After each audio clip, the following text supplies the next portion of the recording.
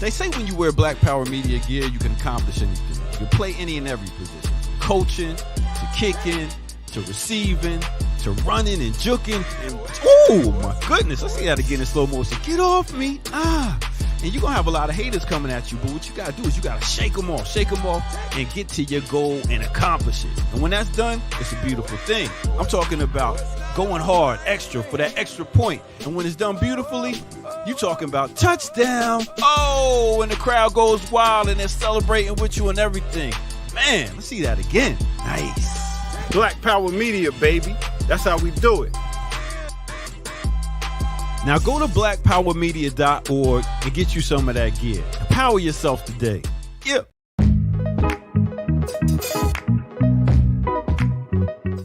I mix what I like, what I like, what I like, what I like, what I like.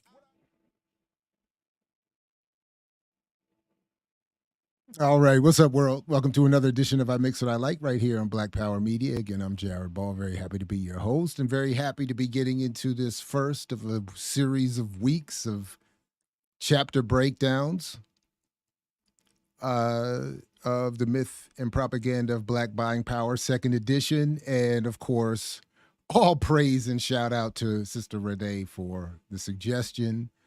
And yeah, hop on back in. If you're here live, let folks know, put this in your socials and have them come join us.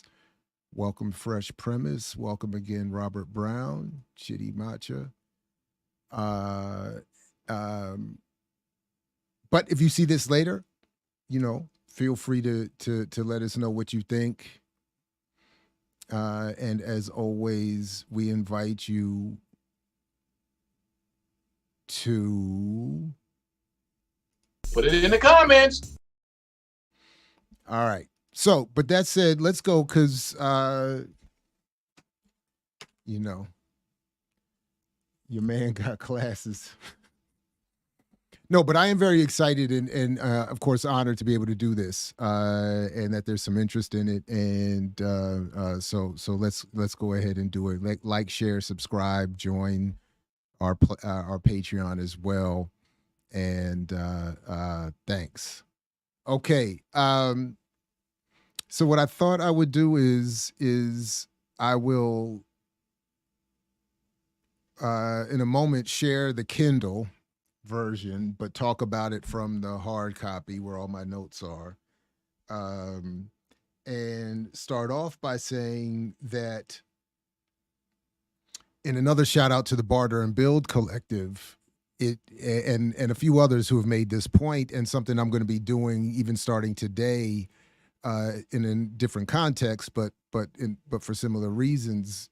In my class, I've written up a lecture or a presentation of sorts to give an oversimplified summary of what capitalism is and how it works. And I think that in future, if there are future editions of this book, that is something that I should consider doing, because I think it helps set the context. And since so much of my argument is a critique of Black capitalism, without any real discussion of what capitalism is, it leaves a lot of wiggle room and room for confusion. So,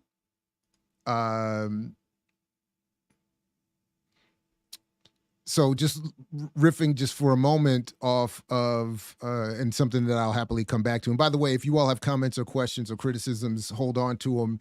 And before too long, I will address them. And if you want, we can even put the link in the chat and folks can jump on and voice whatever it is that they have to say. But and certainly of course, go to imixwhatilike.org is the easiest way to find where to get your copy if you don't have a copy already. And the Patreon, if you want to learn how to go to our Patreon in the discussion there, if you want to learn how to perhaps get a signed copy and a reduced price copy. So if you go to the second book launch that's on Patreon, it will you can watch that and become a patron, of course, and get some of the one of the many benefits, of course, would be while supplies last, as they say. So if you go to our Patreon here, you scroll down, you can get, of course, this discussion of the early warning of the Bob Marley video of movie that's coming. You get the hate awards, you get some after parties of the remix. But if you go to the launch part 2, you will be able to learn how to get a signed and or reduced price copy of the book. All right. Okay. All right. So this issue of capitalism, I think, is again something that I wanted to address. So it's just some from the notes that I have to talk about today in my class, and eventually maybe organize better into sort of another future introduction or preface or chapter of the book. And I'd be interested actually in hearing, particularly in not just in the chat, but in comments that are sometimes easier to find, and or if you jump up or send me an email later, what would you point to as a good source for a good summary of how you understand capitalism?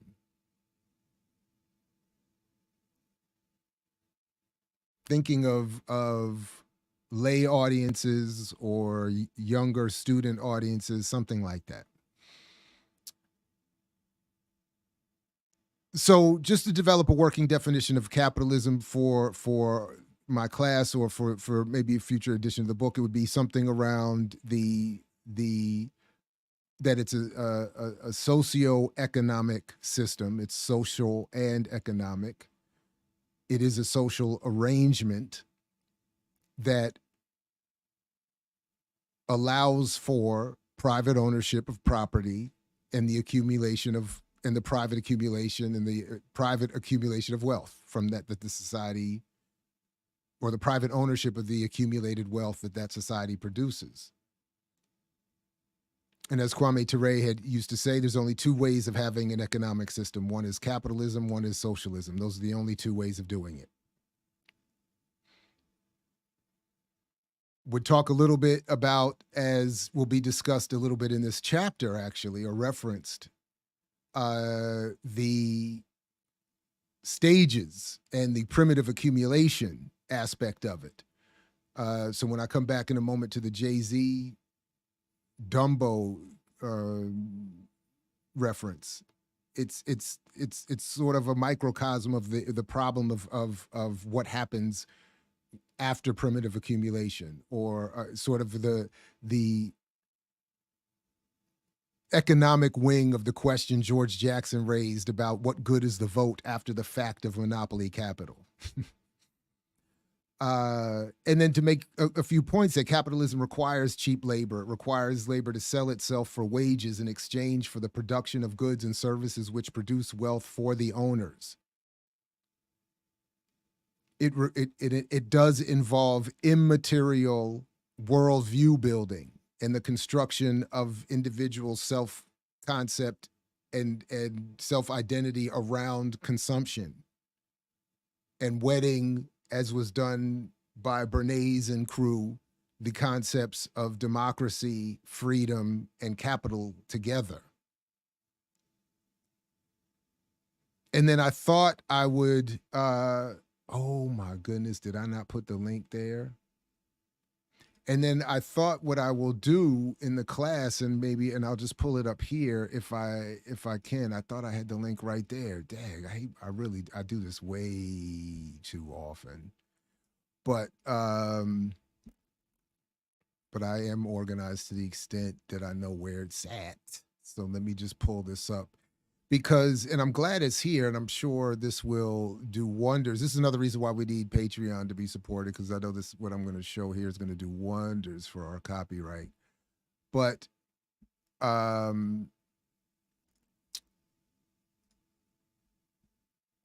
in the film I Am Virgo, we get, and I think I'm going to show this today, but just quickly, this right here, you get scenes like this.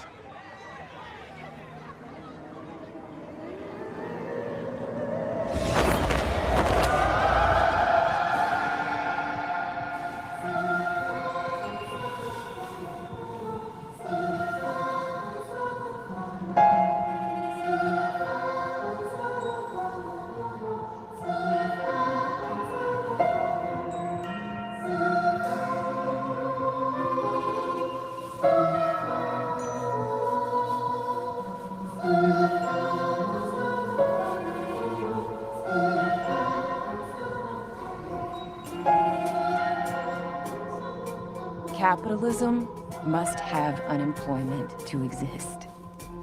The way the boss stops you from asking for more money is to threaten you, implicitly or explicitly, with firing you. If there were full employment, people could ask whatever pay they want. There'd be no one to replace them.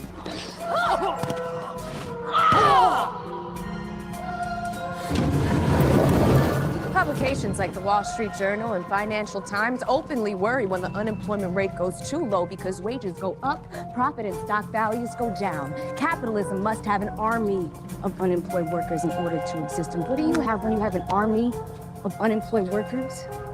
You have an army of unemployed workers who want to eat. And humans are not going to let themselves just starve, so they get involved in illegal business. You're leaving out assault, murder. All business, legal and illegal, uses violence to regulate itself. Huh. Run! Message! Run! If you try to run out of the grocery store with a cart full of groceries, either you're gonna get away with it, or someone's gonna physically stop you. Whether it's the security or the police.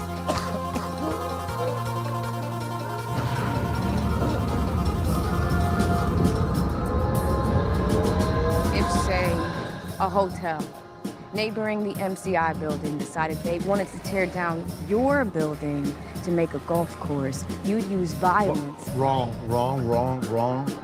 This is where the law steps in to make things civilized. I have a deed showing my ownership. Right. So you show the deed. Fine. The only reason that piece of paper is worth anything is because it implies that men with guns are gonna come to physically enforce the words written on it. Those men with guns are called police. The paper is a placeholder for the violence. Illegal business doesn't have this. Illegal business practitioners can't go to court and say, Your Honor, I was supposed to be buying a whole key of cocaine from the defendant. Clearly this is half baking soda. I demand restitution. I've never seen this cocaine before in my life. They can't go to the zoning commission and say that neighborhood is only zoned for 2 heroin vendors unless that guy has a special emergency permit or wants to limit himself to cocaine. Often, legality or illegality is the only thing that determines whether business dealings are considered violent. You're gonna need this.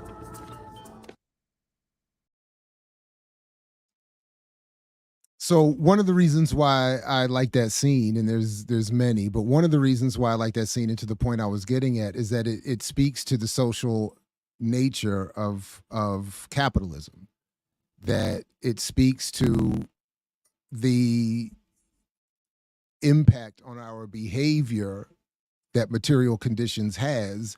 And then if we add in, as is the case with the class that I'm teaching, oh no, that's not today. This is but this is the hip hop class, but it's more or less the same thing. That when you add in the discussion of media, its focus, its purpose, which I get to a little bit in this book later, and that context, it makes a little bit more sense that messaging and the management of public opinion plays a huge role. So even from that clip, it's public opinion that determines what is crime, how is crime addressed, defined, who are criminals, the punishment, the length of the terms, the levels of all of that. So is at least impacted by messaging and media. So all of which is to drive and justify the exploitation, the extraction, the creation of a 1/10 of 1%. So, but again, the point being, even I would want to have a little bit more of a discussion about, although I did as much as I could try to avoid it for this book, I would probably, as much as I would want to, leave out any more of a discussion than about colonialism or internal colonialism or colonization or settler colonialism. Because I'm admitting, and this is something that keeps coming up, and it came up in the barter and build group. It comes up in almost every discussion as it will come up when we talk about the final chapter, the conclusion and solutions, why they're insufficient, or even as was politely, I think, brought up the other night, my argument here is soft. That's my language. It is a politically, I think, soft, because I want people just to focus as much as possible on the myth. That's my reasoning for intentionally trying to, and again, as I said elsewhere, that's why I like the sort of unspoken pun that is the discussion of Jay-Z, because he himself said in his own lyrics, he intentionally slowed down his cadence, dumbed down his lyrics so that he could do numbers unlike the Roots and unlike Talib Kweli and Common. And in some way, I'm doing the same thing, not dumbing down per se, but suppressing some of the political argument, because it has been my experience that becomes a distraction, but it's a contradiction from something else that came up last night, which is my argument that I'm also attempting what I agree with always, even on our work here, the Glenn Ford method of journalism.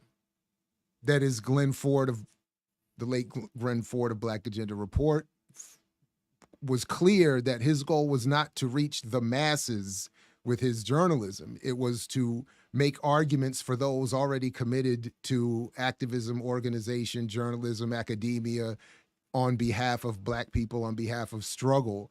That's who he was looking to talk to. And that's ultimately who I'm looking to talk to here. I am not in some way, in ways, even fantasizing about reaching the masses. I'm trying to inform those engaged in activism, because it's in those spaces that I first started hearing about this mythology, or paying attention to this mythology, because it kept coming up in those spaces. And if we collectively are the activist, I don't want to say vanguard, but if we are those who have already consciously committed to organizing and movement building on behalf of Black people and beyond, then we have to, I think, be the most clear on what are economic mythologies.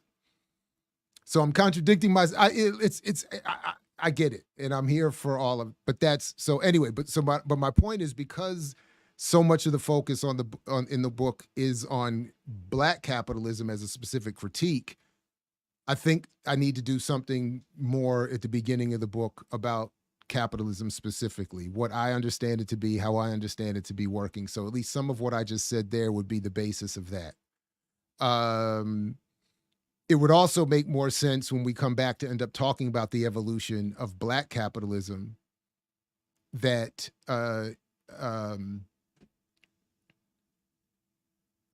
we have some basis or more clarity of why that would have been developed, because I'm making an immaterial argument ultimately about the shaping of messaging and public opinion around the social ordering that capitalism does materially. So if we don't understand or have any clarity, at least around what I'm trying to say about it, then it makes it, I think, that much more difficult for the rest of the argument to develop. So, and again, I really love the fact that I'm only becoming more clear on this in direct communication and dialogue with you all, with the Barter and Build crew and everyone else, with good faith criticisms of the work. And that is all I would have ever wanted to that is the selfish fantasy I have for the work. So I appreciate that. It would also allow, as this, by the way, I Am Virgo does at some point, probably not in another edition of the book, but in classrooms for sure, when as you heard him on with, I don't know what that glitch was, on with Tonda Sizwe and Root Work, Boots Riley does a brilliant job of simplifying communism is the democratic control of the wealth we create. I don't know if he invented that particular phrasing or if just his way of delivering lyrics makes it that much more clear. But that's the point. What is communism? The democratic control of the wealth we create. It almost feels like what Kwame Ture how he would have said, I just want power. That's it. I just want power. I don't want fame. I don't want celebrity. I just want power. So, all right. So that's sort of my preamble in terms of what I think I would like to have done before we even get into the book here. All right. So that said, I'm just going to pull up here, and again, I'm going to go through a couple of points, and then when you all, I'll jump into the chat, and if you all want, you can jump up here with me. And again, I'm just showing the Kindle version, but when I talk about page numbers, it will be from the hard copy. So forgive that level of confusion, but and I did actually want to come back here to the preface of the second edition real quick because let's see. Because there's a quick, by the way, also, I don't know to what extent it became clear, but this was sort of my way of talking about political prisoners without saying political prisoners. Again, I'm here for the criticism, but I was just thinking about, I wanted to be honest with my dedication in the book, but I wanted to try to, as best I could, suppress certain symbols, linguistic symbols that seem, in my experience, to constantly distract from the argument. And it has been my experience that reference to political prisoners gets me in trouble with some of the crowds I'm trying to reach. Although, as I said, and again, this ongoing contradiction, that ultimately, at least in terms of this media work, maybe not so much with this book, I am often on that, trying to be on that Glenn Ford approach by not trying to convert, so to speak. But anyway, so that's the space I'm stuck in, and that's something maybe to think about as you think about how to interpret or even criticize the work. But I'm saying here that the book remains humbly dedicated to various insurgent intellectual and political movements, most notably those focused on laborers, the colonized, and with special thanks and praise to those whose continued incarceration for participation in those struggles is most decidedly political. So I threw in my, colonialism. I threw in political prisoners, albeit differently worded, and but that is ultimately it is that anyway. That's what I'm saying. A couple pages later, I'm going to let Derek Hamilton's words just be on their own. I again appreciate that he did this, and I've said elsewhere what I think about all of it, and the sort of anyway, the contradictions there, the appreciation there. I reference his work throughout the text, so it's and I just appreciate that he did that, and accept the contradictions for that as well. But one of the points, anyway, so the point I wanted to get to in terms of this second edition preface is that in the first sentence here, I was reminded, just preparing for today, that this is what I'm ultimately wanting us to focus on. And that the point of this, again, simply for me, is that if we don't understand certain things about the economy, if we don't understand certain things about our media system, if we continue to base certain or entire elements or projects or analyses on flawed foundations, we won't go anywhere. it will continue to confuse, or as Fred Hampton said, lead to conclusions that don't conclude and answers that don't answer. So I'm ultimately interested in not visibility, but power, genuine power, and the ability to define phenomena and have it act in a desired manner, quoting Huey Newton. And then that's why I found it interesting and make reference to it here, this Guardian newspaper story about England acknowledging that they were attempting to destroy Kwame Ture because he was quite decidedly defining Black power appropriately along the lines of internationalism, Pan-Africanism, socialism, etc., and not towards the form of Black capitalism that Nixon would later define it, and as I talk about later in the book.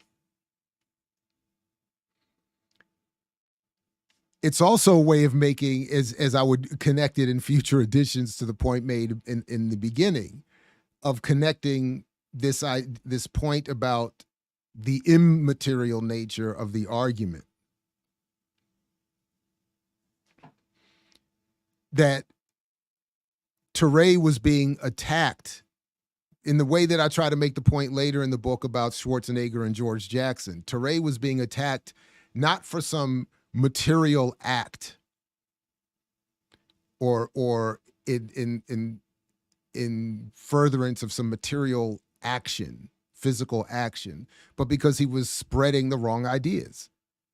And that's why most of the book and most of the argument is really about propaganda and messaging and not about actual economics or anything material, because it's not real. The buying power and all of this other stuff is not real. Is itself a social construct. So anyway, so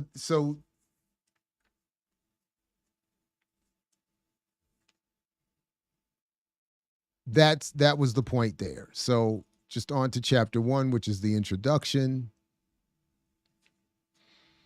And again, this is sort of, I just even caught this again in the abstract.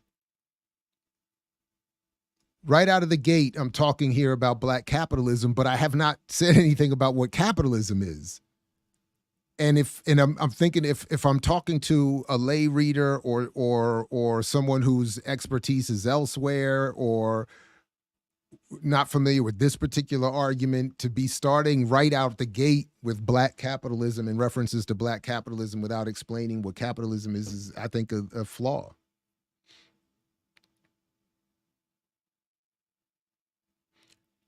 So as I'm saying here, buying power as economic mythology developed within a broader effort to impose Black capitalism as an alternative to political or social equality and citizenship. So I think that's a strong sentence or opening sentence to a chapter that comes after an explanation of capitalism. So, and I wonder if the copyright overlords would allow for this. And I thought I would show it without the audio, but because I do really think it helps, although the lyrics, hearing it, I'm already sure we're not going to get the copyright, but let me, if I show the, all right, this is what I'll do, because I really don't want to mess with them. I'm a little bit, so what I'm going to do real quick, I'll just punk out this way, and this is what I'll do real quick, just so we have something here, because and I know if you are, and I went back and listened to it again not long ago. Let me see if I get a good, but if you go back, and particularly if you're of a certain age, or if you ever go back and look at any of the YouTube videos about the history of Disney and cartoons, and maybe we should get Dr. Burroughs back on here, because I know this is another area of a particular area of expertise for him. And you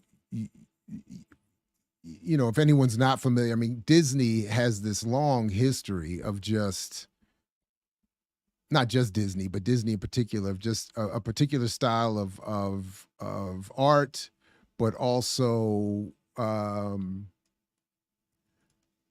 of racism, both real life, political, and artistic. So I just took a screenshot of the story of the video of the story of OJ. And so, and as I've said before, you know, Jay-Z for me has been one of my major contradictions, someone I've listened to my entire life, his entire career, at least I should say. And again, up until Justin Timberlake opened up that album, he was my biggest contradiction. I've listened. I used to listen to him on the way to classes, on the way to defend my dissertation. I just thought he was brilliant lyrically, and anyway, saw him live. I mean, all types of stuff.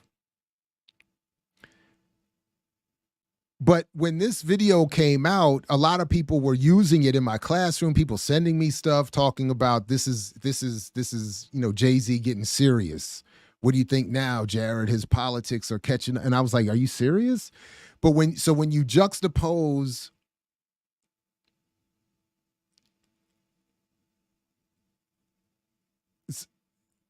So as I just said here, the juxtaposition of visuals depicting a national oppression with lyrics largely framing that oppression as resulting today from financial illiteracy beautifully demonstrates so many of the contradictions discussed below.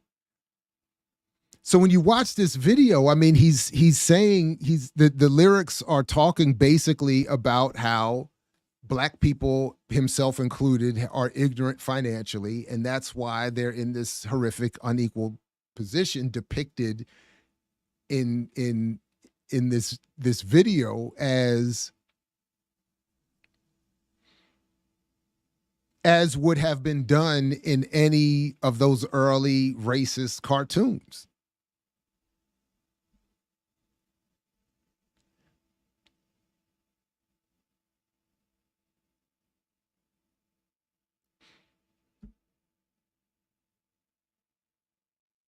But people are getting the idea, or are meant to get the idea, that A, Black people are to be blamed for their own poverty,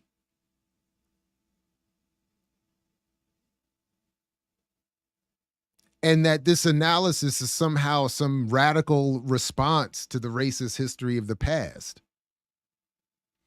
So later on page 2, when I make reference, and I'm very glad to have made this correction from the first edition, although I didn't go far enough. So for instance, when it came up in Barter and Build, how much of the Dumbo section of Brooklyn does David Walentis currently own? I don't have that in here. I should actually have that in here.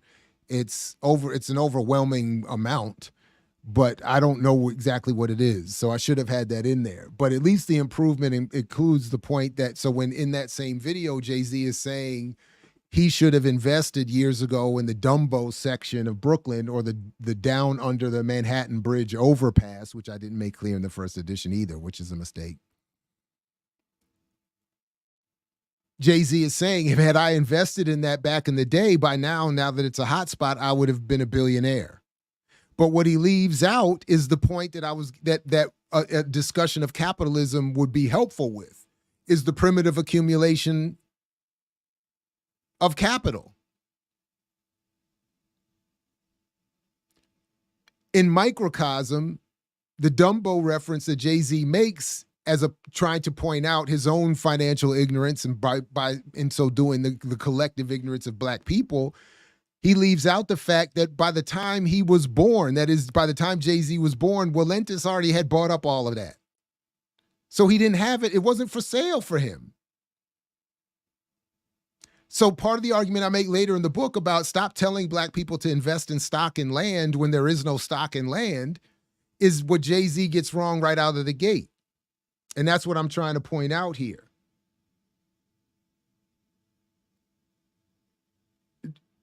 What George Jackson was asking, that I'm not talking about here, in what good is the vote after the fact of a monopoly capital, is if we're supposed to be voting for power and the distribution of resources, but they're already divided up and captured by a handful of people, then what are we talking about here? George, of course, we've discussed elsewhere, has his own solutions for that. But and whatever we think of them, they're definitely better than what Jay-Z is saying here, because what Jay-Z is saying is a complete fantasy that is baked into the mythology of buying power, black capitalism, capitalism itself. Because again, Marx was talking about primitive accumulation when he's talking about Europe and just white folks. So the idea that a colonized black population is going to be able to black capitalist itself out of a situation that white workers in an uncolonized European setting couldn't do is again part of, if the land is already taken, the resources already gobbled up, especially now. So then Jay-Z, and then this is again why, oh man, this is now, as I'm doing this now, this is becoming in my mind a growing error. So later in that same page, I quote the more recent reference where Jay-Z is talking about how he says all these lies that America told us our whole life, and then we start getting it, they try to lock us out of it, he said. They start inventing words like capitalist. We've been called the N-word and monkeys in S. I don't care what words y'all come up with. Y'all got to come stronger with stronger words. People calling me a capitalist is like calling me the N-word.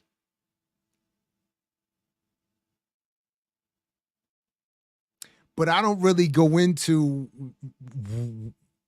the depths of the flaw of that, and would it be helpful to do that through an explanation of what capitalism is? Because yes, if you are a capitalist, then the rest of us who are locked out of capital and are by definition not really capitalists, but are themselves selling ourselves to capitalists, then yeah, we would be looking at, then it would be meant in the same, in the same realm of offense of any other slur. And to the extent that slurs are ever appropriate, it would be appropriate. You're a filthy capitalist.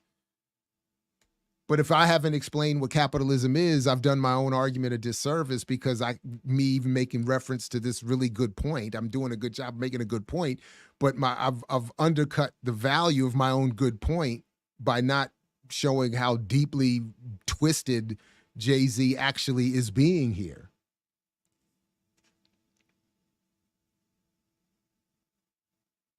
So then when Jay-Z says, and then Jay-Z, and I had actually forgotten about this after, even when the whole Ye thing popped off last year, whenever that was, that I had referenced that his sort of godfather had already done that. And in the song, Jay-Z explains that unlike Jews who own all the property in America, black people throwing away money at the strip club. So, and I'm not going to do that now. I think I've said basically what I've wanted to say about all of that in the video about It's Bigger Than Ye, in the discussion with Rowan Frazier about Neil Gabler's work. So I don't want to come back to that, but Jay-Z is there pumping a very powerful myth that he contradicts himself in that his own verse. Look at how bananas, twisted, insane it is to say in one breath, Jews own all the property, but we're just throwing away our money. Which is the point that Fanon and others have made about colonization. After the fact of primitive accumulation and monopoly capital and the full conquering of a community, all colonized people have are what Fanon called the trinkets to purchase. So of course you're going to throw away money at the strip club, because Jay-Z, in your own verse, you, even to the extent that you believe yourself, you've already said Jews have all the property. If Jews have everything already, then what are black people supposed to do other than throw away their money at the strip club or politically organize themselves into a radical militant movement? And they could do that. But if you're not going to do that, why not just throw your stuff away and buy rims and fronts and hair and all the other stuff that everybody's condemned for all the time? Because you just said Jews have all the land. And as I pointed out on the previous page, Willentis, I'll be honest, I don't know for sure he's a Jew or whatever, but the point being, the Dumbo's bought up. So even if you had been financially literate, even if you had capital and investment money, he would have still had to been willing to sell it to you.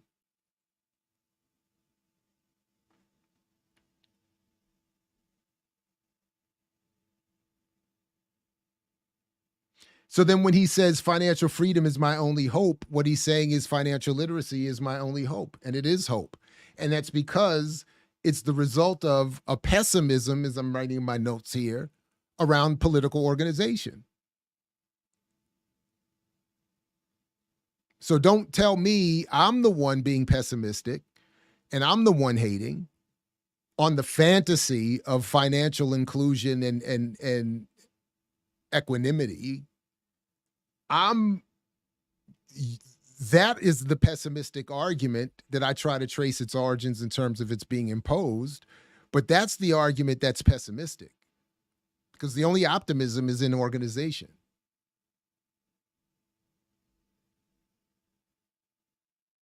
So because I understand the economy, I am actually moved at events like CurbFest and not by InvestFest.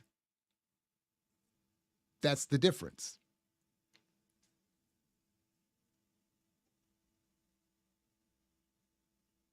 So that's why I'm saying here that I'm trying to point out here that Jay-Z is claiming to have a plan, and what he's really doing is eschewing a plan for political power. He's saying I have a plan. Y'all don't have a plan. And no, you're just getting rid of our plan. You don't like our plan. You're scared of our plan.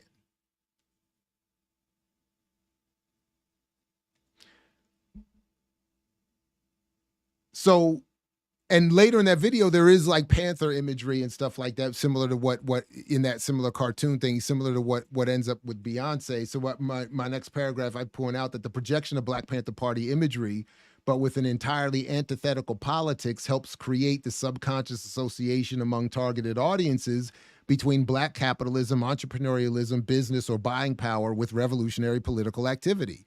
And that's why a lot of people really do believe. They're not, I don't think, all hustlers. A lot of people really do believe if I get my money right, if we can get our money right, then we can have this revolution.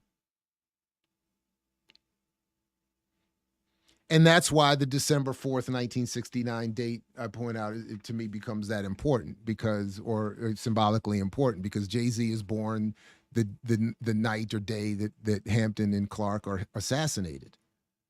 And one is advocating for radical organization around socialism. The other is a militant advocate for Black capitalism and entrepreneurialism. And yet the latter can become a symbol of the former and have people thinking that if I support Beyonce, if I put my fist up and dance, or if I get a $50 million Pepsi contract, that's the same as or better than the underlying basis that would have produced at one point breakfast programs and sickle cell drives and libraries and furniture purchases and all, and rent payments and all that other kind of stuff.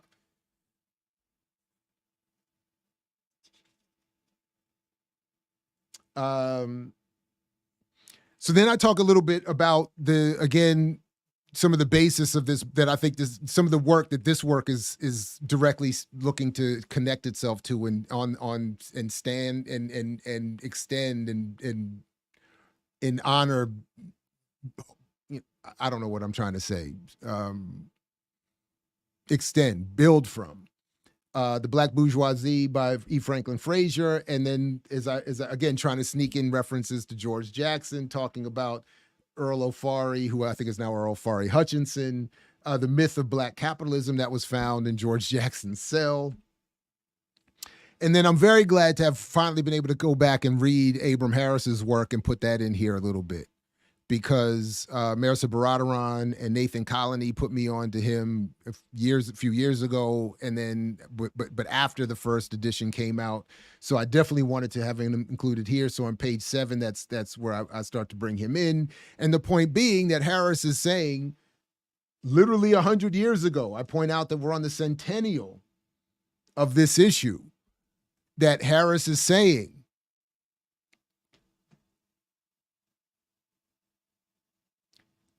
Black people don't have any money. Black businesses targeting Black people that don't have any money means that you can't build a business and expect it to grow when its consumer base has no money. And if you don't have investment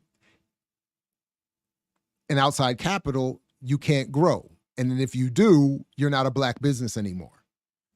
And ultimately, he's saying that the Black capitalist is wanting to use slogans like "don't buy where you can't work" and "bigger and better Negro business," which, as I'm arguing, are the predecessors to "buy Black, bank Black" and the circulating Black dollar, which he actually talks about, Harris does, that claim.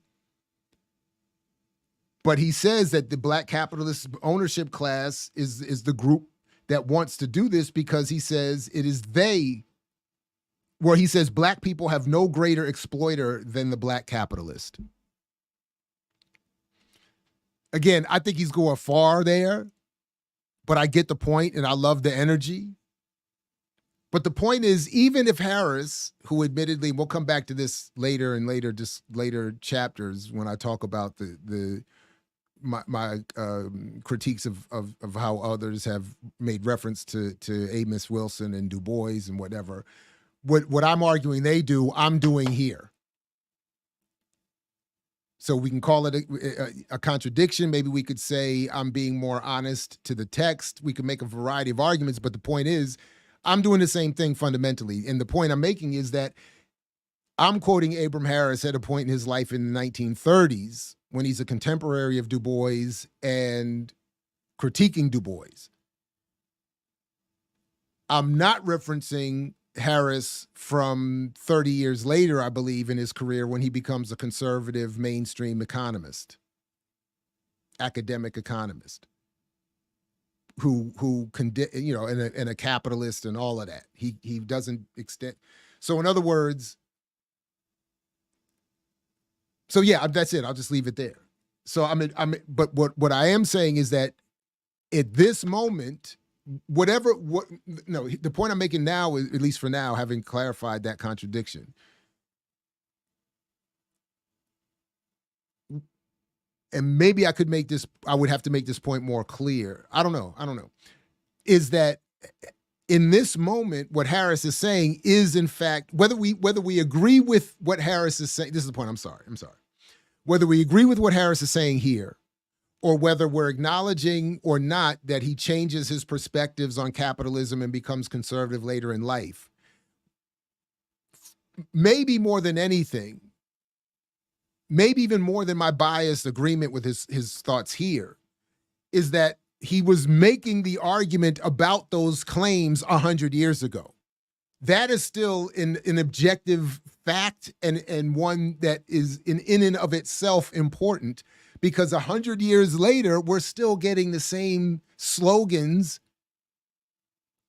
being discussed, perpetrated, in some cases, at least spaces like this, debated and critiqued.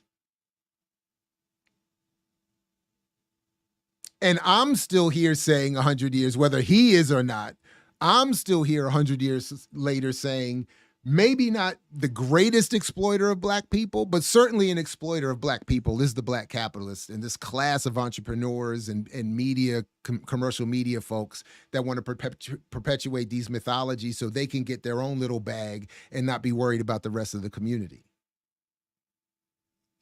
All right, so I hope that point makes sense. Okay. Another point that I'm already wanting to correct that's come up in one of my classes again this semester is that I think I could do a better job of, is that when I make a reference on the next page to consumerism, I think in that discussion of capitalism, I need to talk about how part of the social production of capitalism is the creation of humans as consumers, the reduction of citizens to consumers, and the self-identity it creates among particularly North American citizens, US citizens as consumers. Because I want to do something that combats this constant argument I'm getting, and I'm going to go through in a couple hours here. And shout out to this sister. She's been in my classes on a number for a couple times now, and I've not won yet with her. But this argument that consumers have as much to say about the products they consume and which products are offered them as the producers, particularly in the context of hip hop, this idea that, well, we wouldn't get all this anti-woman and anti-black hip hop if we didn't want it.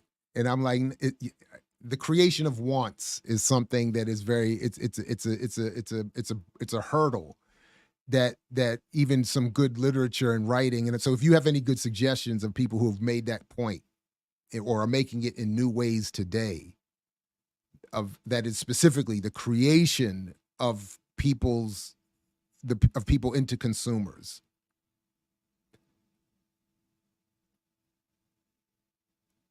Because anyway, that I would like to build on that a little bit more than because I do make the point here that consumerism and spending habits, good or bad, do not determine collective wealth or economic strength.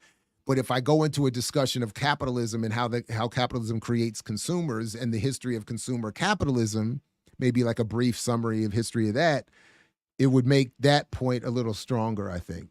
Because ultimately, as I'm getting here to conclude this introduction, is that I want to address this issue maybe more than anything, or of all the other attendant issues, is that poor people, Black poor people in particular, are not poor because of their decision making. There is no choice here.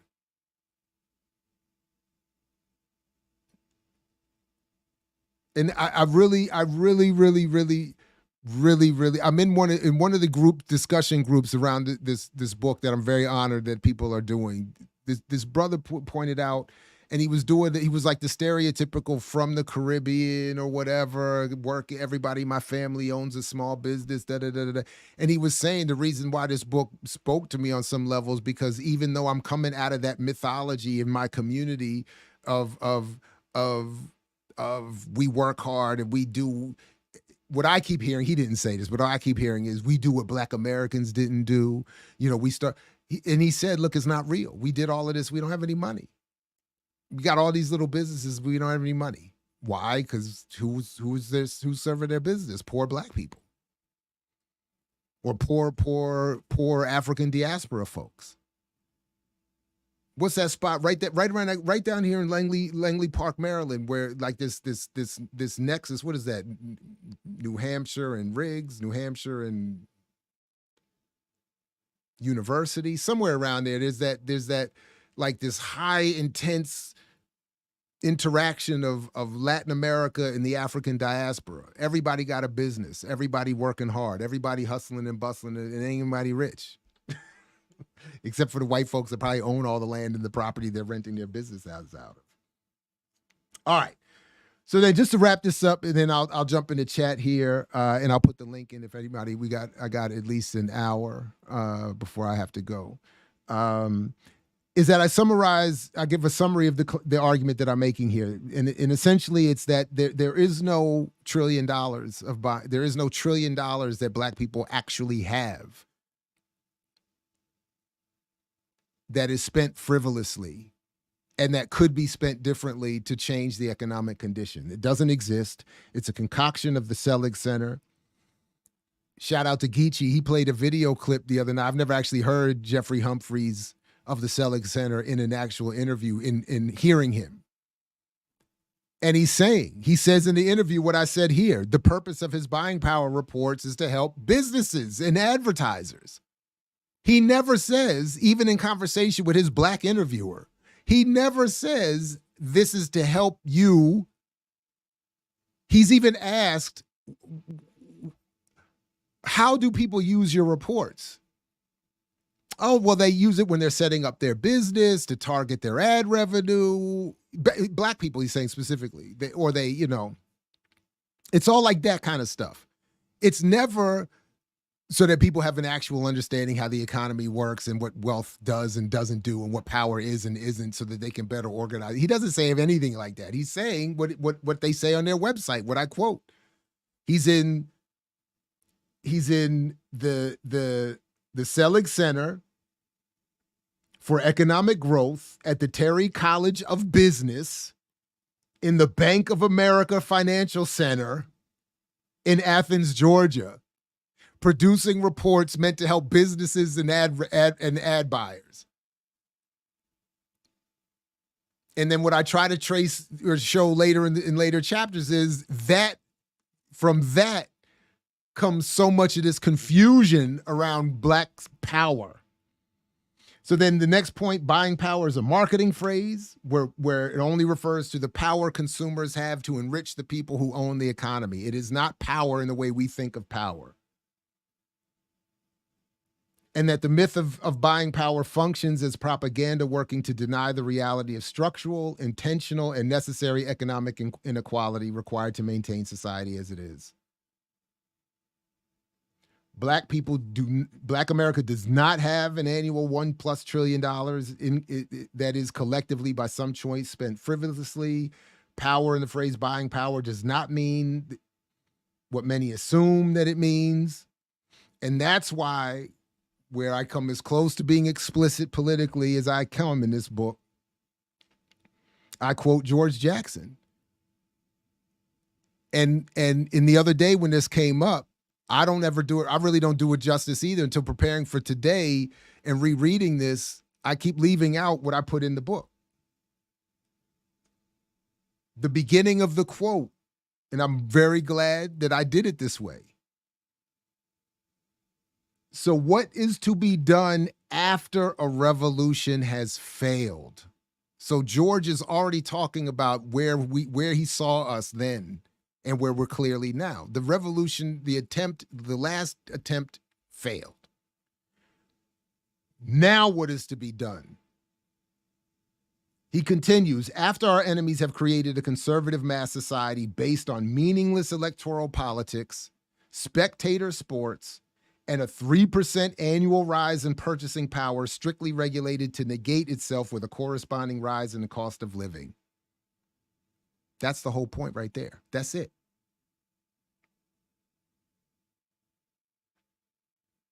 What is to be done about an expertly, scientifically calculated contrapositive mobilization of the entire society? What can we do with the people who have gone through the authoritarian process and come out sick to the core? There will be a fight. And that's how the chapter ends. And it's almost like it's almost perfect because in a sense, because from there, I don't ever go back to it. So it's almost like symbolically, and I'm just now putting this together, so I will stop here for real. Symbolically, it's almost like I'm doing what I thought I was doing. I'm saying George is right. He shows you in one half of a sentence that he's right. And that there's going to have to be a fight. But now I'm just going to show you why we all run in the other direction. Why I wrote this book, why I'm doing a podcast, why other people are starting businesses and this is and that's, and claiming that buying power will save us. They ran for the cover of that mythology. I'm running to what others call mythology. I would like to see that we're going to have to prove that wrong, of political organization and movements. But just like all of us, we avoid the fight. We're not ready for the fight. Anyway, I hope that made sense. All right. I thought I meant to put up the Kindle version and forgot to do it while I was doing this. So I hope any of that made sense, and I'll happily take notes and look to improve for next week's edition of this as we move on to the next chapter. But that said, are there any comments, questions, queries, conundrums, catechisms, cacophony, calumny, consternation, contemplation, condemnation? Does anybody, I will put the link in the chat, and if anybody wants to jump up here and join me,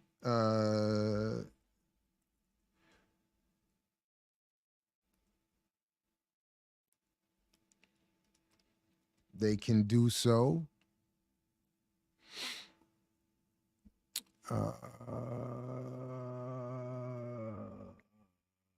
Black capitalists, informers in worn out shoes looking for crumbs. Did you mean Jane Cortez, right? Yeah, right. Got you. Right on.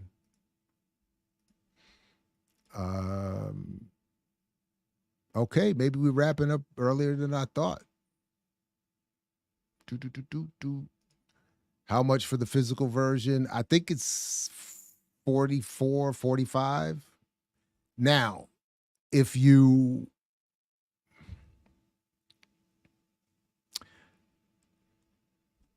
I don't know. I don't know what to say after that. How does the book materially benefit Black folk macroeconomically? It doesn't.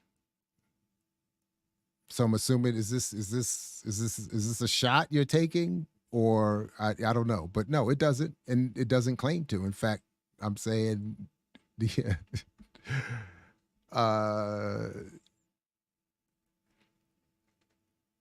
yeah,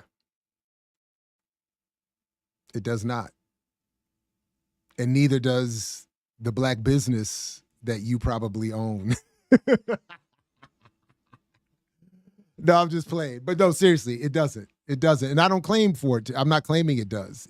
By the way, the book doesn't help even this half Black microeconomically, much less all Black macroeconomically. Okay? So there is no, I don't know what Palgrave is going to get out of this, but there's no, I don't think anybody is retiring off of this book. Okay. So no,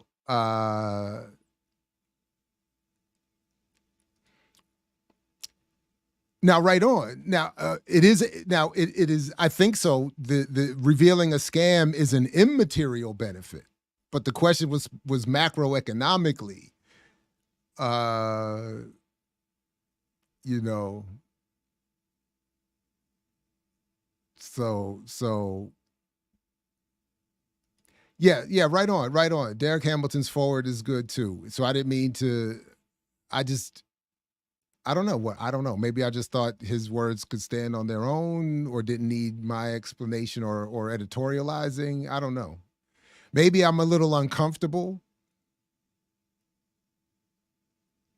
I mean, it is weird. I want the agreement and the kind words, and obviously the support of someone at his level, so to speak.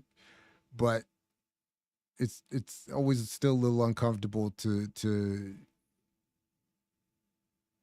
not being criticized. Is there a paperback?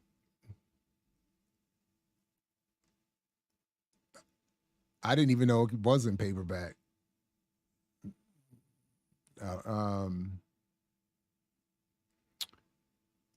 Surely the doctor would have included some recommended next steps in the right direction. I don't know. We'll see. Stick around, buy the book, read the book, and come back for the subsequent discussions. And by chapters 7 and 8, we'll see if you think what I've prescribed is good. The ebook is $34. That makes sense. I don't think there is a paperback. There's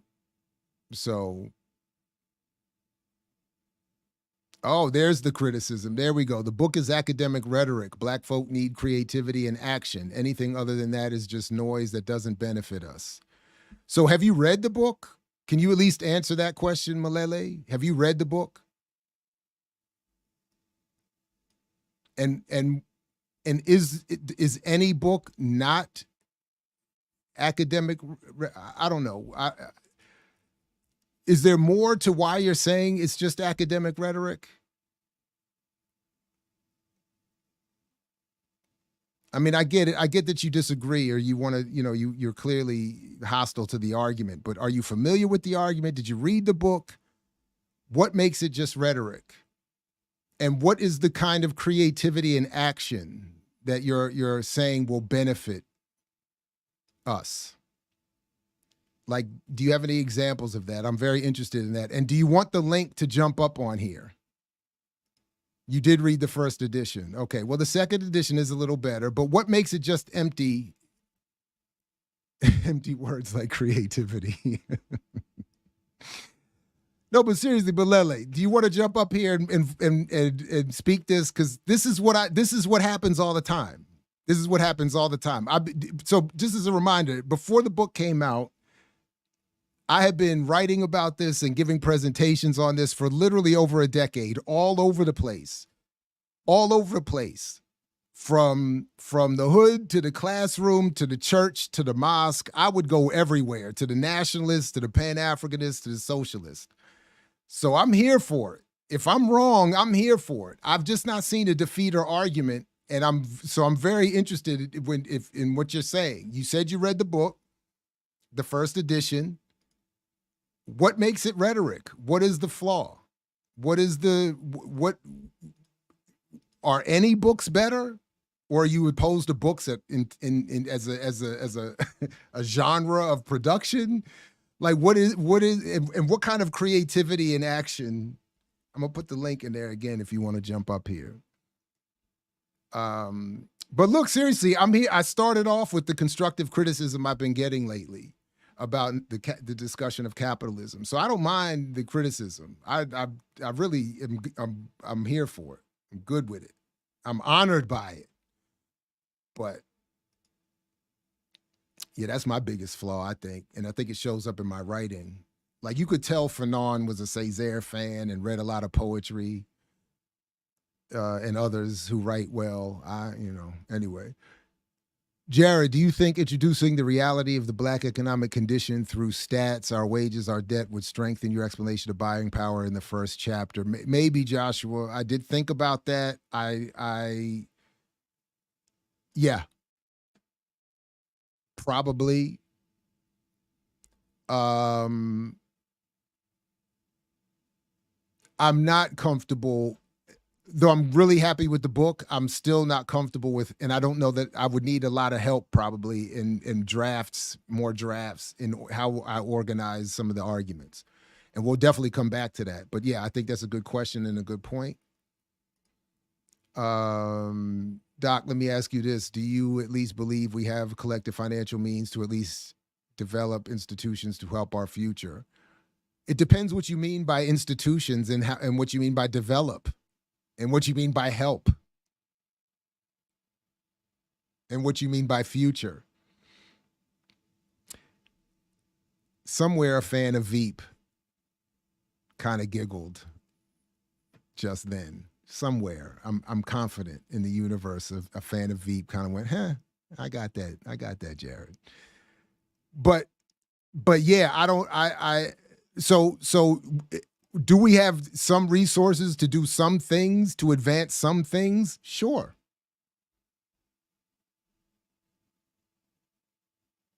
It's just not a total solution. Okay, we got some people popping up. Let's go. Empress Holly, welcome. What's on your mind?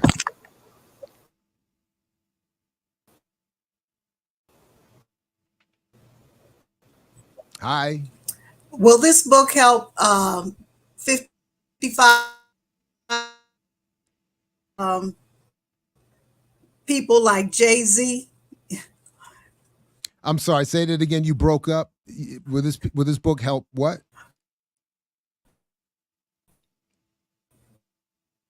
I just bought the book. Okay, thank you. I think you're really freezing up. Try turning your camera off and just. It's something just wrong with saying my. it with Yeah, you're computer, free. it might be slow. Yeah, so try turning your camera off and just stay on with audio. See if that helps. There you go. Okay. Go ahead.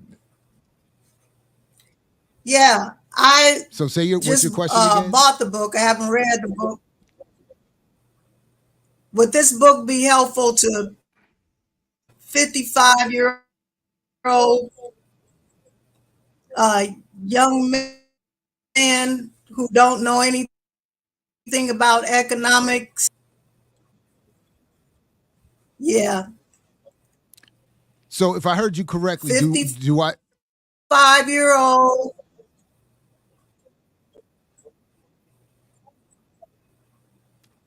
I'm not. Are you saying will this Haven't help read it. 55-year-old? All right, I think we're really struggling here. So I'm going to take you off and ask you to maybe, I'm going to try to answer what I think is your question. If I get it wrong, please retype it in the chat. But what I thought you were asking is, will this book help 55-year-olds explain to younger people who don't understand, who are Jay-Z fans but don't understand economics, learn something? That's sort of my hope. Again, I'm not targeting with this book so this is the contradiction I was speaking to earlier. On the one hand, I'm not targeting the young Jay-Z or rap fan who doesn't know economics. I'm targeting those who are consciously attempting to work with them on behalf of some organized effort for Black people. So if that's so, in that sense, yes, this book I think will help 55-year-olds who are working with young people better understand how the economy and media system work. And I'm happy to have you let me know what you think after you give it a shot, and I'll check in the chat in a minute if I didn't hear you correctly. And thank you for the purchase and for jumping on. Chitty Matcha, welcome. Hi. What's on your hear mind? Me? I can. Oh, I just wanted to address something you had talked about, like in terms of, I think a lot of times what confuses us in the community is not understanding the long-term planning that capitalism does. I feel like somewhere where there's a cycle where they're like 40 or 50 years out. So like when you're saying like Jay-Z buying into the Dumbo neighborhood, like things had already been bought up by the time he was born. And I think of like right now, we're all on the internet, the cables that have been laid underground, that happened while our parents, before they were even born. I know there's this cartographer, Richard Eads, I believe is his name. And I always think of like seeing the underground cables for the IP that were printed in, I believe it was Fortune magazine that I'm thinking about, in 1945. So he was putting out a lot of maps so that people during World War II, that they could understand how close Europe was. So he did like this overview from the top of the globe and things, but he also put out like a series of maps, but one was about like the IT cables. And we think about how long this is that's progressed to what we have right now as the internet, the cables, like there was no way for us to get in on this because we didn't even know that this was happening. If this was in 1945 where the cables were laid out, I think I'm going to put, I don't know if it's going to come up in the chat as a link, but I just stuck that in there just so people can see and understand the long-term plan, the long game. So things that we experience right now, or things that say millennials are experiencing right now, the plans were laid out when the baby boomers, before they were born. So there's not really a way for us to get in the way we always think about, oh, if I just coulda, woulda, shoulda. And it's like, no, it's set up and designed so that you can't, because by the time you know about it, all the sales and the plans have been made. So I think that's something that kind of gets us. Right on. That's a great point. And I was just thinking of years ago, I read something from Joseph Stiglitz where he was talking about one of the fundamental flaws in mainstream economics is that the fundamental premise in mainstream economics is equal information, and people don't have equal information. So it's mythological from the get-go, even before you get to any of the critiques any of us might have. So I'm like, yeah, you're right. that's another good way of putting it. And thank you. I'm 2 chapters in, but thank you so much. No, for letting thank me help. you. Thank you No, for right writing the on. book. I like to right read it on. in Appreciate it. No, right on. Thank you. And I look forward to next week. What you got to say for that too. So All right. Thanks a lot. All right. Thank you. All right. Let me see. Anybody else? Anything else? The truth found in a book. This would be more beneficial to me. Okay, Holly is saying the truth found in a book like this will be more beneficial to me than some others I've read. I hope so, and I appreciate and yes, the action comes by first being aware of what the answer is not. My community needs MOBP just as much. We are being distracted from fighting the power. Sister Barros, I keep wanting to say Barrios, but Barros, so the only emerging rival to the way buying power is applied mythologically with a political intent is to Latin American. There has been some discussion of, I remember I did an interview with Ward Churchill some years ago, and I asked him about a report that said indigenous people had 98, I think they were at 98 billion, it was claiming in buying power. And he was like laughing, almost offended laughing, and saying, how do people who live on less than $2 a day, or how are they said to be, so I mean, it's there, but Latin America, there is this increasingly buying power is addressing them, and the Selig reports have that's why they're called now with increasing cost, the multicultural economic report, because they're starting to put in more about Latinos and or Latinx and indigenous and Asian and yeah, but so yeah, you're absolutely right. All right, right on, Michael. Welcome. Yo, what's up, Jared? Can you hear me? Yeah, I can. Okay, good. So I've been, I haven't read the book yet, but I do have this question that I've been wondering, and I'm calling from Mozambique. Oh, right on. Welcome. Yeah. So I think it was in the 1970s with Nixon, who took the dollar off the gold standard, right? And at the same time, it's an argument that I've been having here with a couple of my friends about if there's no back into the dollar, and it's only like fiat or printed paper that the African countries are, are building their economies around the dollar. Is this some sort of, I would argue, a robbery of just printed paper that invades, African economies? Oh, they call it what, the South, right? Economies at the expense of thinking that, just because the dollar itself has the value, which we all agree on, but it's just printed paper, it actually goes around and, and robs people out of their, economies. That's just a thought that we've been arguing, because the dollar is not backed to nothing. It's just a printed paper currency that goes around the world that pretty much has control over people's economies, and at the same time, it's a dollar that I think a lot of Black people in America tend to believe in. This this currency of, hey, if I can just get this paper, things will get better. Hope you understand what I'm trying to say here. I do, and so first, let me just say, this is not.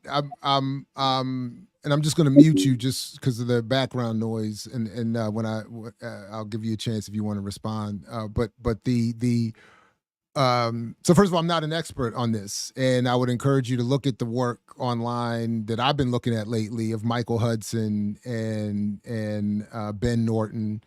And others who really have a better understanding of this, but at my level, so this is why, again, my book is not about economics per se; it's more about media and Black history. But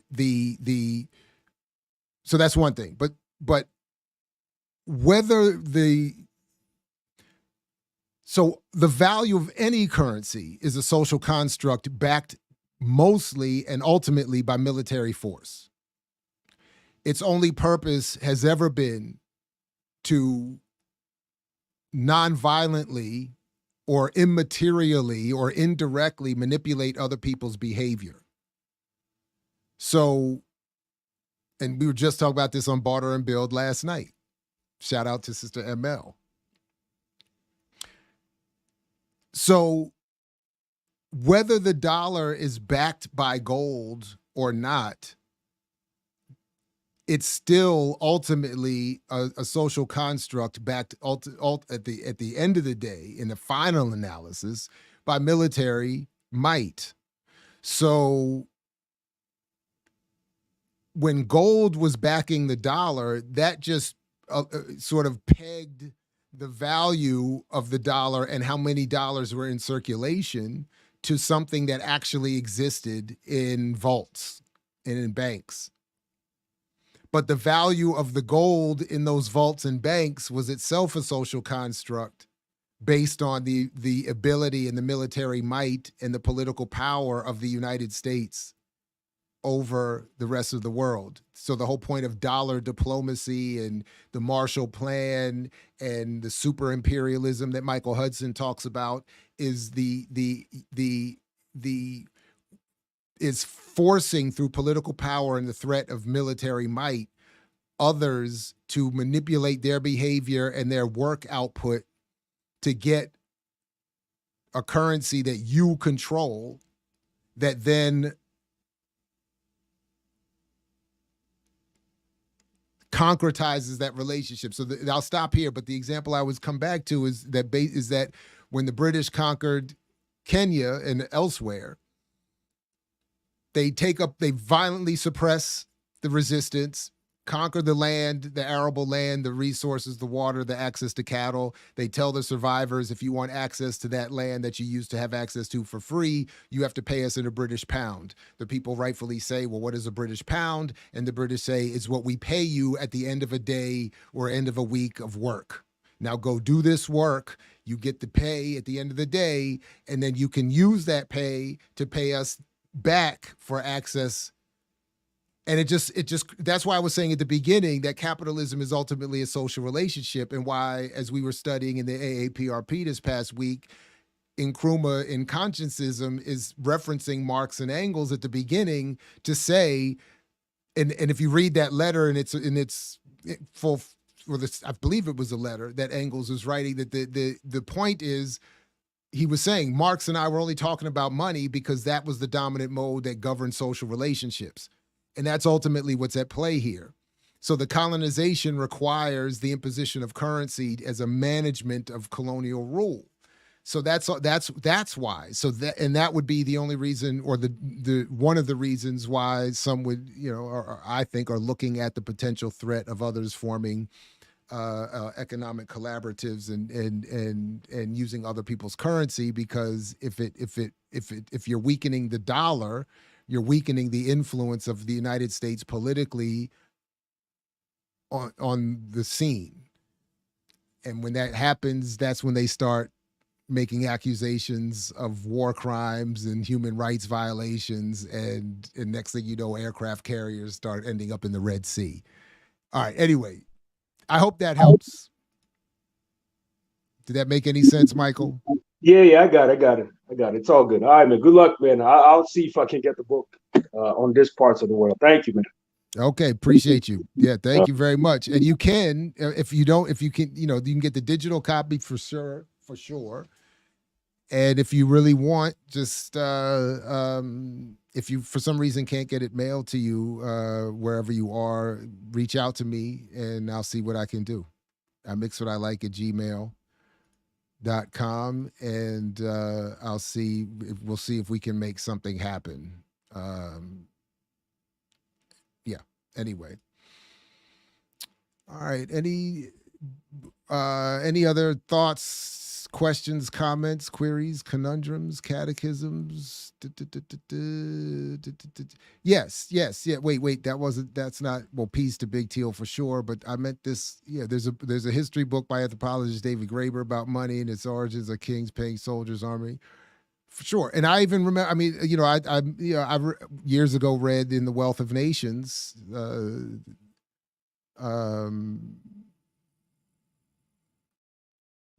that Adam Smith said more or less it's money is created to make people do what you can't get them to do otherwise. As a wild oversimplification, but yeah. So, okay, well, I think we're good. I really appreciate you all coming through, and those who are going to see this later, thanks to you as well.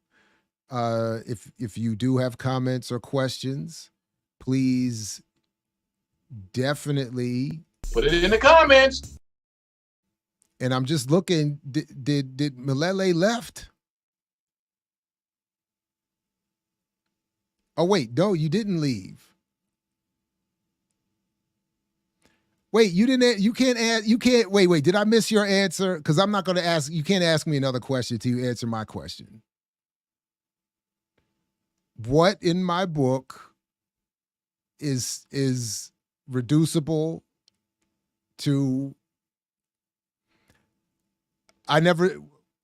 wait, you're saying a lot. Wait, did you answer my question and I missed it? Because I'm not gonna respond to any more until you answer my question, which is again, Malele.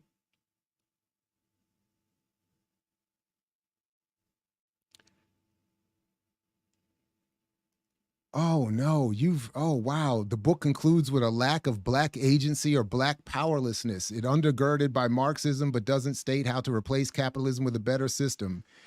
So what did so Malele, wait a minute. I already told you I suppressed my actual politics for this book and was trying to get people to focus on the myth itself. So where in the book are you saying it's academic rhetoric to expose people's fundamental misunderstanding about how capitalism and black capitalism works in its history?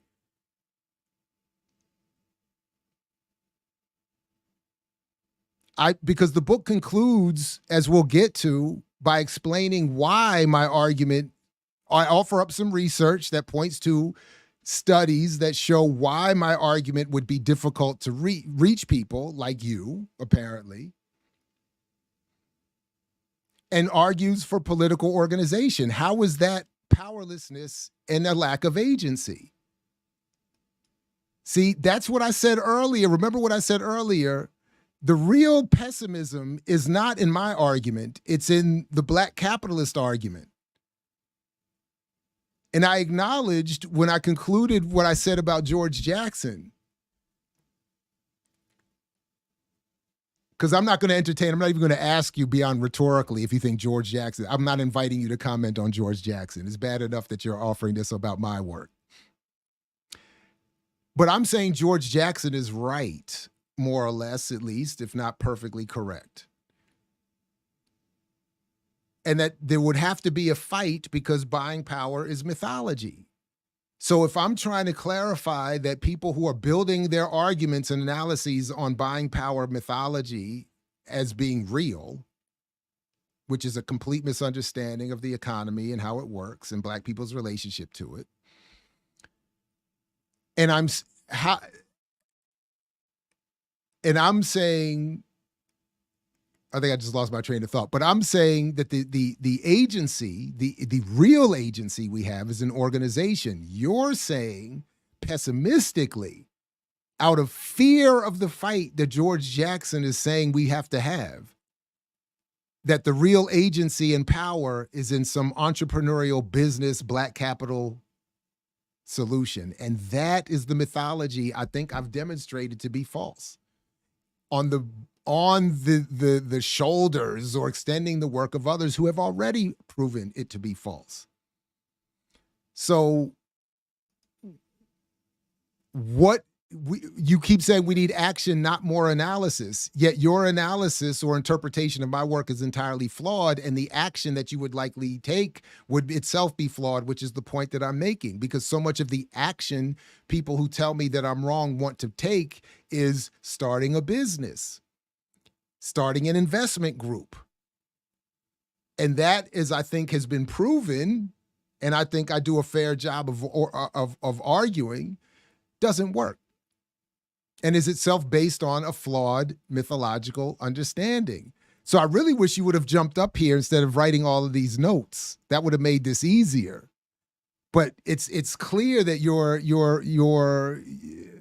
so dismissing my argument as academic rhetoric in favor of a non-academic rhetoric of just more action, that don't make it, that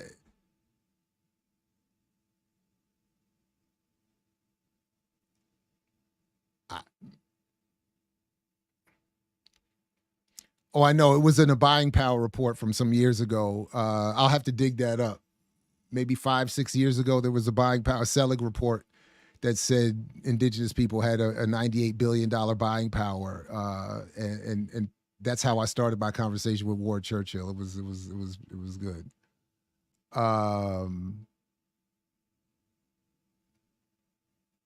Okay, Sounds of St. Elsewhere commenting on my beigeness. Okay, well, that's okay.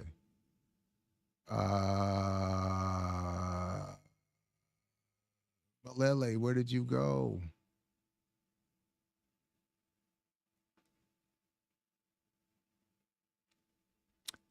What are you doing besides sitting in my chat saying nonsense? What have you done? What are you doing? Tell us that.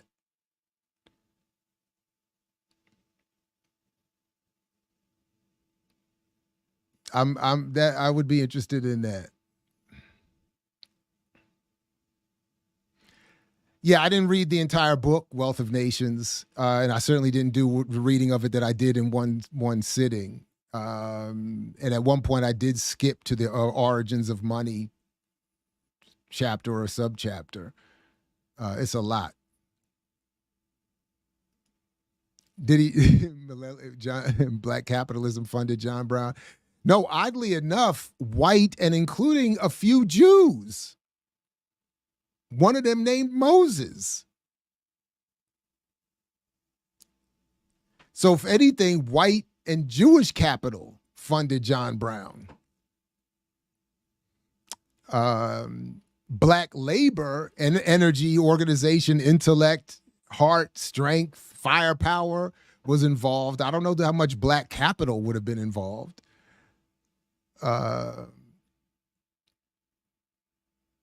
Thank you. Peace to you as well. Oh, yeah, Shirley had a birthday. That's right. And it's my birthday month. Yep. Looking for the go-go spot to hit. Malele, I hope to see you in the DC area at the go-go, my person. You need some pocket in your life. So somewhere around the end of the month, I'm gonna be at the go-go. Come on through. You need some pocket. I agree. Jared, not being political in a book about capitalism is backing out. I'm acknowledging that. I am. Now I'm admitting that I was trying to think tactically about reaching some who have been blinded by my politics and not hearing the specifics on this myth. So again, that's the contradiction I'm saying. I'm trying to Glenn Ford methodology here, methodology here, but I'm also trying to say something to people that are not fully. It's an absolute cop out or whatever you were calling it, backing out.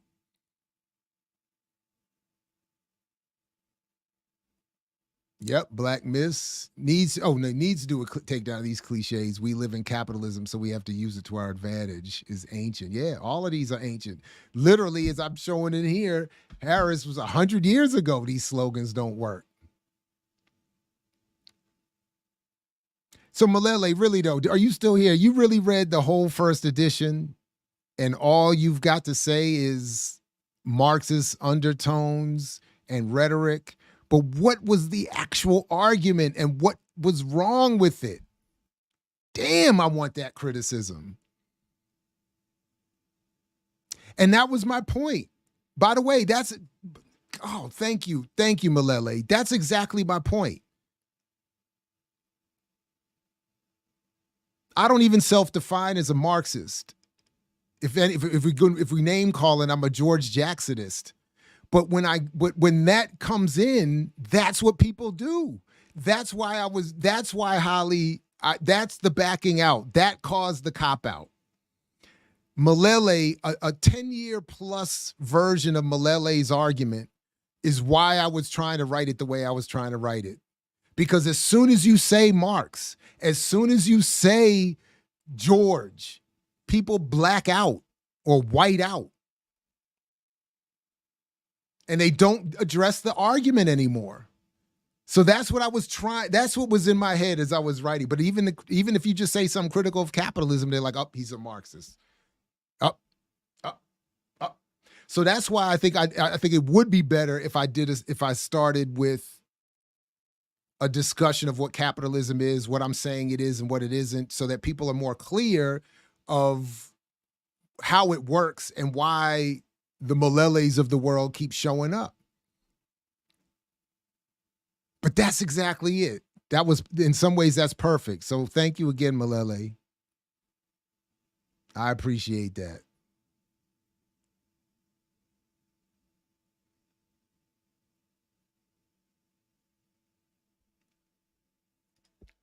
I appreciate that. That was exactly the point. Oh,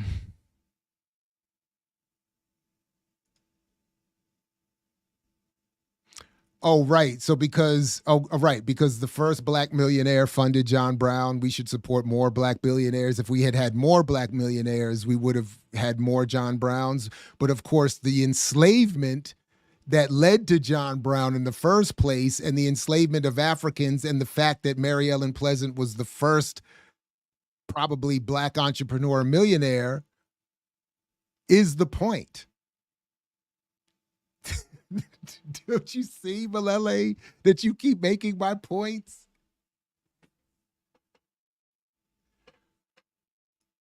Don't you see? You know what? Don't read the book, Malele. Don't address my actual argument. Just keep doing what you're doing, because you're making my point for me. You're trying to say we need more black millionaires as a solution, and the fact of the enslavement is and that's the one paper I didn't put in this edition that I would have liked to make reference to, is that paper we've covered on this show before from the NBER, the Darencourt paper, that showed that because of enslavement, the best we could hope for, even without redlining and racism and Jim Crow and Jane Crow and Jim Crow Jr. and all that, would be a 3-to-1 ratio of wealth. Don't you see? That's the point. There's only one or a handful of black entrepreneurs or millionaires. Did you read the second? Oh, you didn't read the second edition, but did you see we talked about the Diedrich Muhammad research? From 1992 to 2012, black people created more than 2 million jobs and got less of the national sales revenue, down from 1% to 0.5%. You only going to have, so you want the LeBron James save us solution, the Jay-Z save us solution. And that's the point of my book. That's the point. It don't work. It never has worked. It can't work. But that contradiction that you're stuck on is so perfect right now to me. This is, Malele, you get it. You get one. Now listen, that's called my boy. You know nothing about that. You are bars to me right now. Of course she funded John Brown to get black people out of enslavement. But of course she was only one of a few entrepreneurs because of enslavement. There can't be more Pleasants and more black men. There can't be more Jay-Z's and Beyoncé's.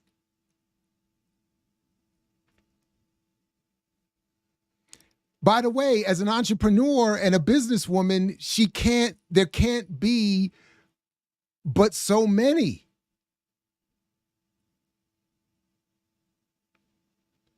She identified herself as a capitalist by profession, it says here. Her aim was to earn as much money as she was able to and help as many people as she could.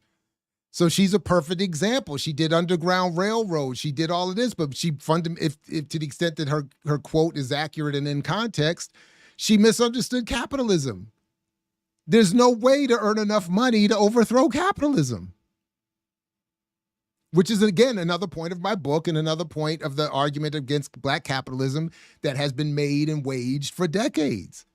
Oh, Malele, you are bars. You are bars. Is there more? Let me get back in the chat. I got to go in 20 minutes, but man, please come back next week, Malele. Please continue not to read my work and not to address it, and come back into the chat next week, because this is bars. But where in my book do I condemn black collective economics? What page? What page? What quote? Because the first half of your statement is exactly my point. Black buying power is a single solution to black problems is wrong. That's all I've said. But many people continue to defend it. But what page condemns black collective economics? I'll give you a chance. You got 20 minutes. Or come back next week. Come back next week. Or email me. Or take the link and jump on here and read it to me. Oh, man. Dr. Ball, why wasn't all your points put into the first edition? That's hilarious. So, you know, I'm not the first. I didn't invent the second edition, right? Well, for instance, the chapter on cryptoganda couldn't have been in the first edition because I didn't identify it as an issue yet. McKinsey, as a prominent voice and disseminator of the mythology, hadn't emerged yet. So there needed to be. But you're right, though. Why didn't I do it right the first time? I hear you. Why you could just general.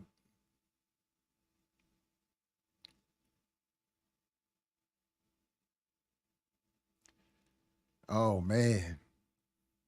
I didn't put any restrictions on the chat today.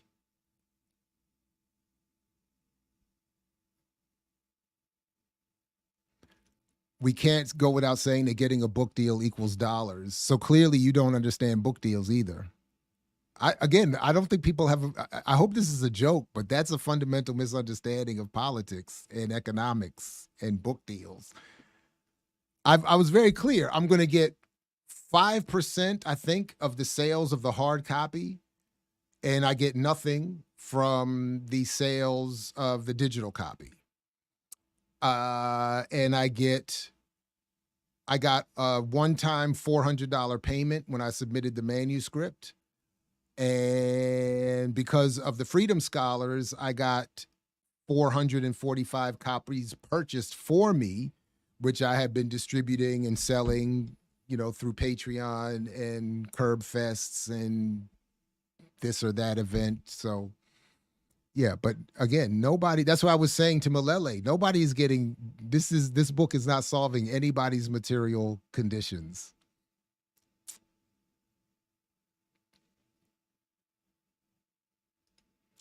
Yeah, I mean, textbooks have multiple editions for a reason. Even in this ep, we were here for sharpening our argument. The first edition is online for free. Yeah, so what are you getting at? Yeah, I mean, really, I mean, what's the issue? What's the issue? Now, dude is searching. I know he must be searching.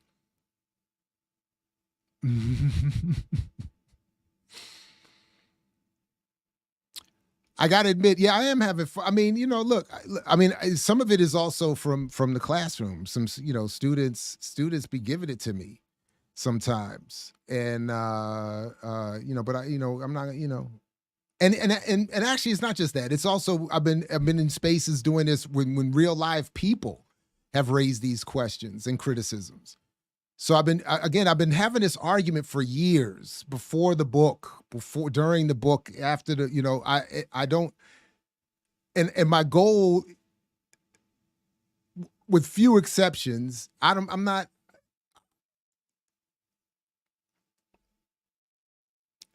Malele represents a swath of the community that I do on some level want to address, even as I'm saying to Glenn Ford, that contradiction is going to weigh on. I'm going to struggle with that one. But everything is politics. I mean, you're writing a whole book you want me to read. Just come up here, take the link and say what you got to say. Or I mean, I don't even, and I'm like, what have I actually said in the book that you are responding to is really what I would, Hey, thanks for the super chat. Chicano After Dark. Even if we do support small BIPOC businesses, those businesses still need to buy supplies from bigger businesses. So look, just to be clear, and Chicano, thank you very much. I have never said don't support Black businesses. I've never once said that. I've even said that Abram Harris went too far when he said that the Black business person is the biggest exploiter of the Black community. So I'm not saying that. I'm just simply saying, like Malele said at the beginning of their last comment, I'm right. Buying power is not a collective solution. Black capitalism is not a collective solution. Nobody said, again, I'm waiting for the page number where I said, I condemn Black collectivity. I condemn Black people supporting one another. I'm waiting for the page number on that. Exactly, nah, B. That's a better way of putting it. When Jay-Z said he had 99 problems, he's really saying he's down with the 1%. His problems are with the 99% of us. I'm not even you're right. I'm not condemning individual behavior. I get it. Again, capitalism, and this is why I should do this for another, if I come back to future editions. To everyone is politics' point. Here I am live and direct, sharing with you constructive criticism that would go into a future edition that I had not thought of for this edition. That's the point of editions. But that if I talk more about capitalism as a social system and not just an economic one, then we could talk about that point a little more clearly. That even in the context of my previous criticism around hip hop and artists and public pop culture, I'm not criticizing people's individual choices or behavior. I'm trying to understand why those decisions are made and trying to show, in some senses, why they're made.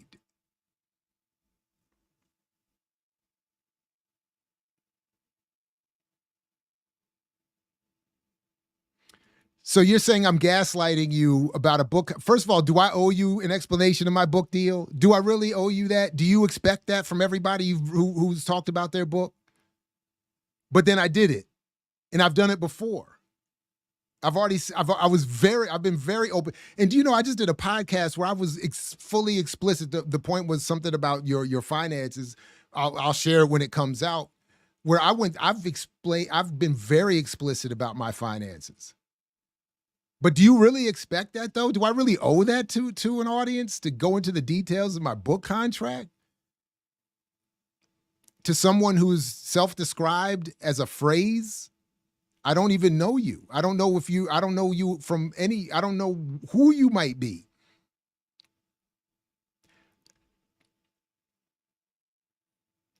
Come up on screen, on camera, with your real name, and we'll talk more about my finances. How about that? In the next 12 minutes. In all serious, if you want, do it. But I told you what it was. Again, I get 5% of the sales from hard copies, 0% of electronic book sales. I got a one-time $400 payment at submission of the original manuscript. But let's talk about what else I get. marginalization, no book reviews, former friends and comrades who won't even interview me about the book or talk about it accurately on their own platforms, ignored by my peers, marginalized for the argument. When I submitted the original manuscript of the first edition, I was still in the School of Global Journalism and Communication, in which Black journalists were seeking, former Black commercial journalists run the school, teaching people to become future Black commercial journalists. And here I am critiquing Black commercial journalism, including the National Association of Black Journalists, for promoting this. So what is it that you think I'm getting out of this?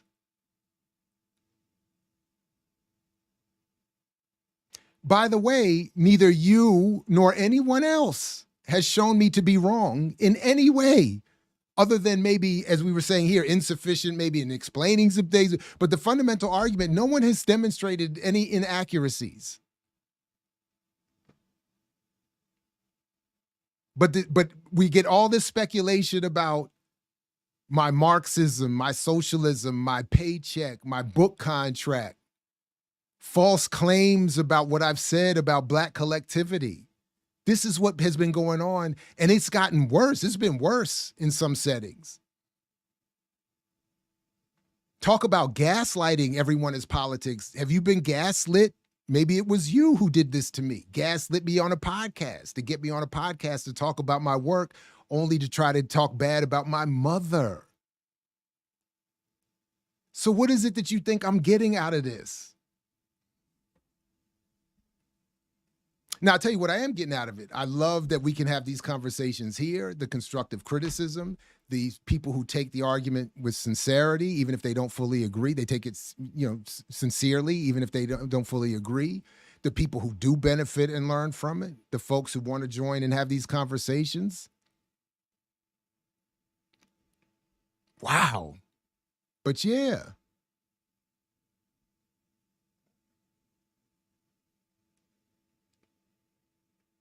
And I don't know who you're talking to. I never called you a troll, and I never called you unintelligent. So you must be talking to somebody else in the chat. I haven't name called. I haven't name called anybody. But if you think I have, timestamp it and quote it. Just like I'm scrolling through, I don't see Malele coming back with the page number that I asked for, where apparently I said I condemn Black collectivity.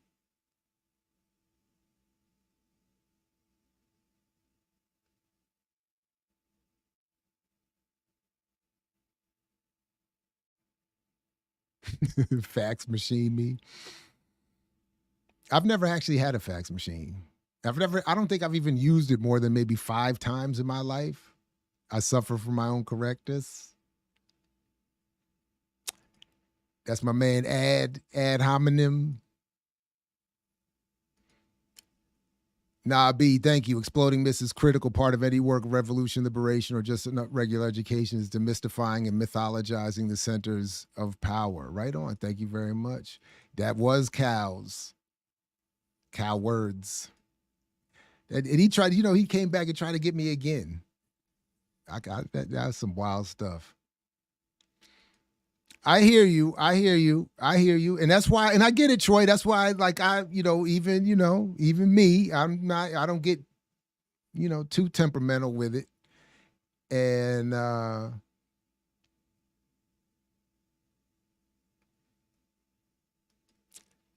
don't know who you are. You saying it's not me. I don't know who you are. So I don't know. Let's see. Yeah, hit that like button at least. Thank you very much. Hit that like button. Thank you, Casey. Appreciate you all very much. ZZ Lion again. Dr. Ball, proud of you. That's how debate, drop bar, win crowd, and make point. Then call them puns. Bring them out. Jay-Z. What you going to do when is in your No. Thank you for the super chat, but. And at least some of the energy, but no. We just having a dialogue. All right, good people. I gotta wrap it here though. I gotta go I got to go earn that paycheck that Everything is Politics was asking me about. Listen, everybody, even Malele, even everything, all of you, thank you for coming through. I really appreciate it. Please do try to grab a copy of the book and read it. Get the digital, the hard copy. If you are popping up in events, in spaces, you might even get a free one or a signed one if you become a Patreon member. And check out, as I showed earlier in the show, that second launch event. You can even maybe get a reduced I don't know, you might be, and if not, let's work something out. Oh, my main man, DJ RBI, my favorite people, man. Thank you, RBI. I appreciate you coming through, and definitely, man, let me know when we're going to build. Trying to get you on here. Also got an 18th birthday party in January that I might be looking to hire you for. So I need to talk to DJ RBI for a whole bunch of reasons. We got a whole bunch of stuff coming up. Baby girl turning 18. Lord, not ready for that. Definitely not ready for that. Yeah, I'm gonna holler at you for real. Yeah. Thank you all very much. Really appreciate you. Thank you all very much. Back again, same time next week for chapter 2. Peace if you're willing to fight for it, like Fred Hampton used to say. Catch you next time here at I Mix What I Like. Please like, share, subscribe, join, do all them things. Catch you next time. Thanks again, everybody. Peace. I mix what I like, what I like, what I like, what I like, what I like.